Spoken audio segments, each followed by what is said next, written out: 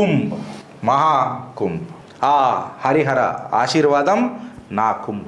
45 రోజులు 65 కోట్ల భక్తులు, 3 లక్షల కోట్ల రెవెన్యూ. ఎంత? 3 లక్షల కోట్ల revenue. Guinness book of world రికార్డ్స్లకు ఎక్కింది నా మహాకుంభ్. లార్జెస్ట్ హ్యూమన్ గ్యాదరింగ్ నా Mahakumbh. Biggest synchronized sanitation drive with 15,000 workers నా మహాకుంభ్.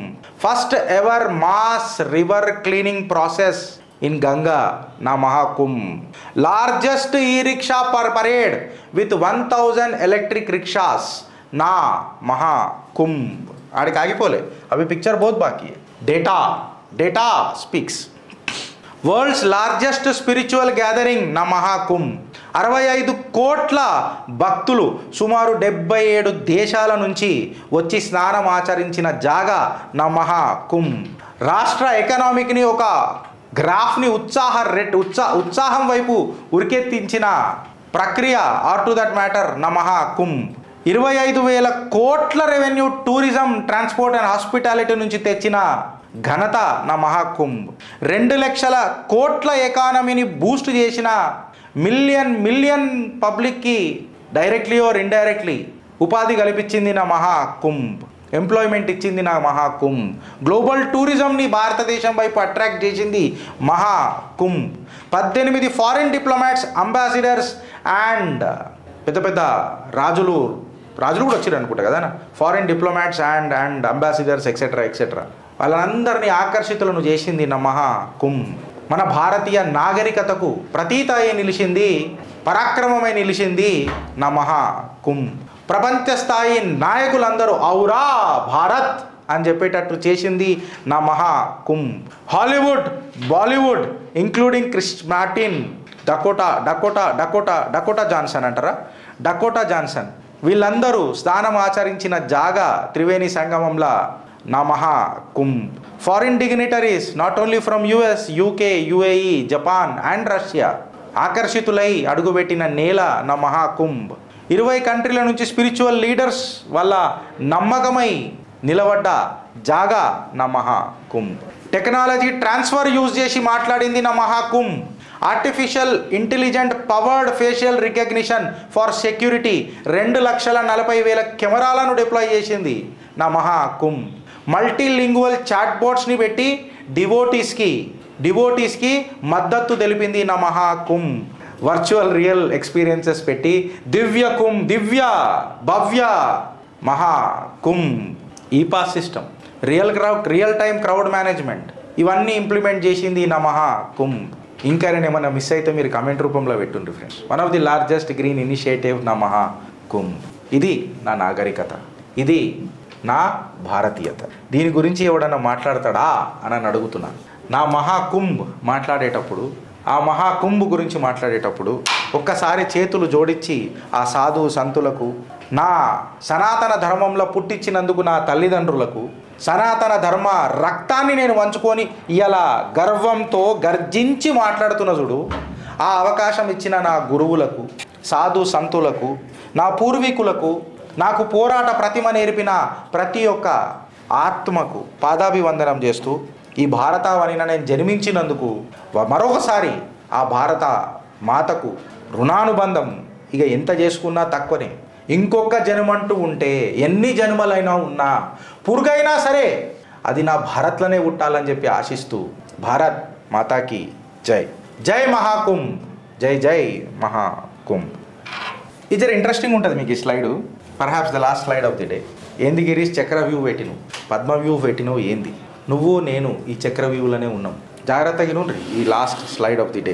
జనరల్గా ఎట్లుంటుందని అంటే, ఇప్పుడు నువ్వు వీడికని ఇట్లా పోదామని అనుకున్నప్పుడు వీడికని అటాక్ చేయగానే, వీడికని వలగొట్టగానే వీడికని వచ్చి ఇలా జాయిన్ అయిపోతారు. సో ఈ చక్ర వ్యూని ఇరగొట్టాలంటే చాలా కష్టం. సో దీన్ని ఛేదించాలని అన్నప్పుడు ఒకటే తరఫు నుంచి 3-4 మందిని లేపేసుకుంటాను, ముంగడికి పోవాలా. మళ్ళీ వచ్చేటప్పుడు దాని ఇంకొక ప్రక్రియ ఉంటుంది. ఇది అర్జునుడికి, కృష్ణుడికి, కర్ణుడికి, అభిమన్యుడికి సగమే తెలుసు, పోవడమే తెలుసు, రావడం తెలియదు కాబట్టి, ద్రోణుడికి, భీష్ముడికి, ఇట్లా ఒక గొప్ప అతిరథ మహారథులకే తెలుసు చక్ర వ్యూ. కాకపోతే ఇవాళ అనలిస్ట్ రూపంలో చిత్రగుప్తు మీకు ఒక చక్ర వ్యూ, మీ ముంగట నడుస్తున్న చక్ర వ్యూ మీకు పరిచయం చేస్తుంది. సో ఈ పద్మ వ్యూహంని మీరు ఎట్లా ఛేదిస్తారు అని అనేది చాలా ఇంపార్టెంట్. వీళ్ళందరం ఉన్నాం మనం, ఆల్రెడీ ఎంటర్ అయినాం, బయటకు వచ్చే మార్గం ఆలోచించి ఈ లోపల ఉన్న ఈ చక్రవ్యూహులు ఉన్న మన ఈ దుండగులు ఎవరెవరైతే ఉన్నారో వీళ్ళందరినీ మనం విధ్వంసం చేయాల్సిన రోజు కూడా దగ్గరలో లేదు, ఆల్రెడీ స్టార్ట్ అయింది. సో ఫస్ట్ లేయర్ ఆఫ్ చక్రవ్యూహ్, ఇందులో ఫస్ట్ లేయర్ ఏంటంటే మన ఎకనామిక్ సిస్టమ్ని అటాక్ చేయడానికి ప్రయత్నం జరుగుతున్నది. స్టాక్ మార్కెట్ కొలాప్స్ అయింది. ఇందులో 2 రకాలు ఉంటాయి. Perhaps the stocks are getting corrected. ఏదైతే బబుల్ ఉండేనో ఆ బబుల్ బస్ట్ అయింది. అయితే దీన్ని ఎట్లా రకంగా చిత్రీకరిస్తున్నారంటే భారత్లో నువ్వు ఏ పెట్టుబడి పెట్టినా నాశనం అయిపోతుంది, ఇన్క్లూడింగ్ LIC, SBI, HAL అవన్నీ కూడా సర్వనాశనం అవుతున్నాయి. ఒక్క డబ్బు కూడా పెట్టకు, ఉన్న పైసలు కూడా తీసి పెట్టేసుకో, జేబులో పెట్టుకో. మళ్ళీ సంపాదించినప్పుడు ఎవడు చెప్పలే భారత్ ఇంత పరాక్రమంగా పెరిగింది, భారత ప్రతిభ ఇంత పెరిగింది, భారత్ ఇంత గ్రోత్ రేట్ పెరిగింది. సత్తా బజార్ అంటేనే పెరుగుతుంది తరుగుతుంది కదా, దాన్ని అందుకే సత్తా బజార్ అంటారు కదా. సో పైసలు పెట్టకు భారతదేశంలో అని చెప్పి భారత్ని ఒక ఆర్థిక చక్రవ్యూహుల గుంజనీకి ప్రయత్నం చేస్తున్నారు ఈ అడ్డమైన వాళ్ళు. Now comes the second layer.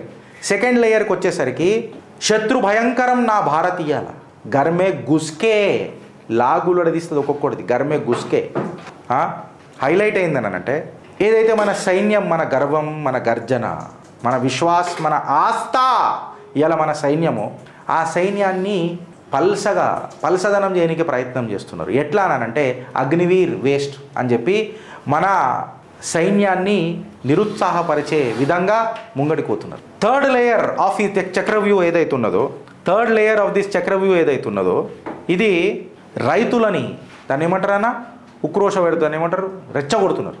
రైతులను రెచ్చగొడుతున్నారు. ఏమని రెచ్చగొడుతున్నారు? MSP అని ఎక్సెట్రా ఎక్సెట్రా. రైతులు రెచ్చిపోయి రోడ్ల మీదకి దిగితే దేశ ఫుడ్ సప్లై ఎట్లయిపోతుంది, దేశం యొక్క ఫుడ్ సప్లై ఎట్లయిపోతుంది?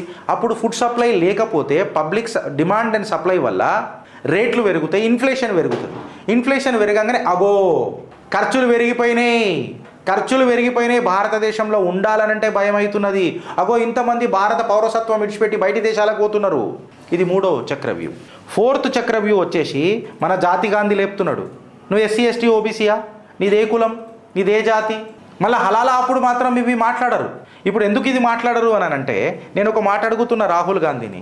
ఇప్పుడు జనరల్గా ఎవరైతే మన దగ్గర మన మీట్ షాప్స్ ఎక్సర్ వాళ్ళు బీసీలే కదా.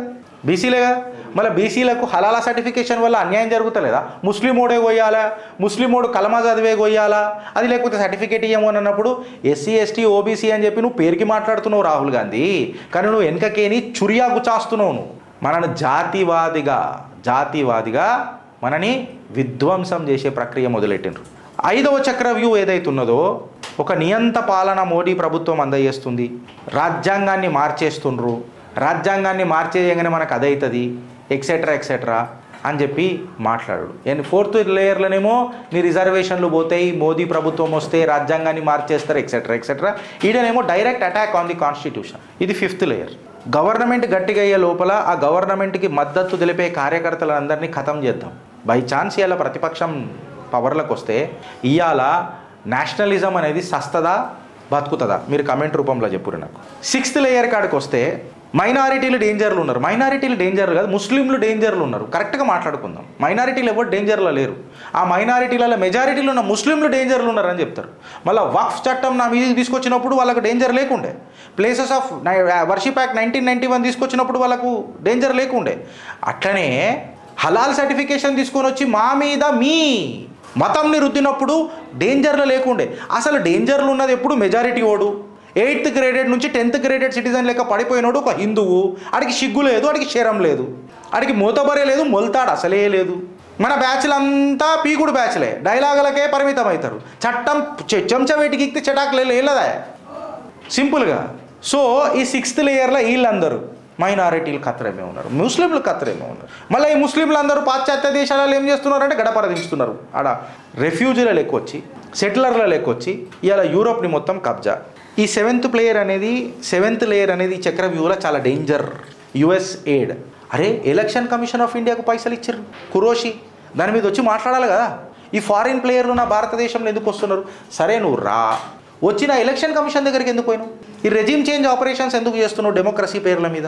ఇవాళ మనం కేరళలో ఏమవుతుందో చూస్తున్నాం, బెంగాల్లో ఏమవుతుందో చూస్తున్నాం, నార్త్ ఈస్ట్లో ఏమవుతుందో చూస్తున్నాం, జార్ఖండ్లో ఏమవుతుందో చూస్తున్నాం. మళ్ళీ ఒకడు వస్తాడు, వీళ్ళ దగ్గర ఫండింగ్ తీసుకుంటాడు, ఒక జర్మన్ కుక్క ఆడికే నొరుతాడు. ఆ జర్మన్ కుక్కోర్లంగానే ఈడ కుక్క పిల్లలన్నీ ఈడకే నొర్రుతాయి. గంజాయి తోటలలో కొన్ని మొక్కలు. వీటి మీద చర్చ జరగాలనా వద్దా? ఇవాళ నేషనలిజం అనేది ఒక క్రైమ్ అయిపోయిందా అని నేను అడుగుతున్నా. ఇవాళ జాతీయవాదులను అడుగుతున్నా. ఇలా నేను జాతీయవాదులను అడుగుతున్నా, నేషనలిజం అనేది క్రైమ్ అయిపోయిందా అని నేను అడుగుతున్నా. జాతీయవాదిగా పార్టీలు పెడతానని అంటారు. నా కులం, నేను ఈ పార్టీ పెడతా, నీది జాతి. అరే నువ్వు భారతీయుడివిరా, నువ్వు భారతీయుడివి. నువ్వు ఆ హరిహర ఆశీర్వాదం మహాకుంభు పోయినప్పుడు ఎస్సీ ఎస్టీ ఓబీసీ అని మునగలే, నువ్వు భారతీయుడు లెక్క మునిగినావు. గంగమ్మ నీ దగ్గరకు వచ్చినప్పుడు భరతమాత ముద్దు బిడ్డవు అని చెప్పి నిన్ను కౌగులించుకున్నది. నీకు పరమేశ్వరుడు కటాక్షం జరిగినప్పుడు నీ జాతి ఏంది అని చెప్పి ఎస్సీ ఎస్టీ ఓబీసీ రిజర్వేషన్ పెట్టలే పరమేశ్వరుడు. భరతమాత తన ఒడిల ఖనిజాలు నింపినప్పుడు ఎస్సీ ఎస్టీ ఓబీసీలకని నింపలే, నా బిడ్డలకని నింపింది. దాని తర్వాత ఈ ప్రతిపక్షాలు వచ్చిన తర్వాత ఏమవుతుందో నేను కొత్తగా చెప్పనక్కర్లేదు. ఇలా బంగ్లాదేశ్లో కోర్టునే మొత్తం అలా జప్తులకు చేసుకున్నది. పాకిస్తాన్ ఏమవుతుందో మనం అందరం చూసినాం. పాకిస్తాన్, బంగ్లాదేశ్ చాలా దూరం మాట. ఎమర్జెన్సీ టైంలలో కోర్టులను కూడా వీళ్ళు కంప్లీట్గా అలా ఏమంటారు కంట్రోల్లోకి తీసుకుంటారా లేదా? సుప్రీంకోర్టులో మాకు నచ్చిన జడ్జిలు, మాకు అనుకూలంగా తీర్పులు ఇచ్చే జడ్జిలే ఉండాలన్నారా లేదా? మీరు ఇది ఆలోచించు. వాళ్ళకు అనుకూలమైన చట్టాలు, వాళ్ళు గెలవనీకే తీసుకొస్తున్న చట్టాల కోసం వాళ్ళు ఏడుదాకానన్నా పోతారు, ఏం చేయనికైనా ప్రయత్నం చేస్తారు. నువ్వు ఆలోచిస్తావా లేక అనుభవిస్తావా? భారత్ మాతాకి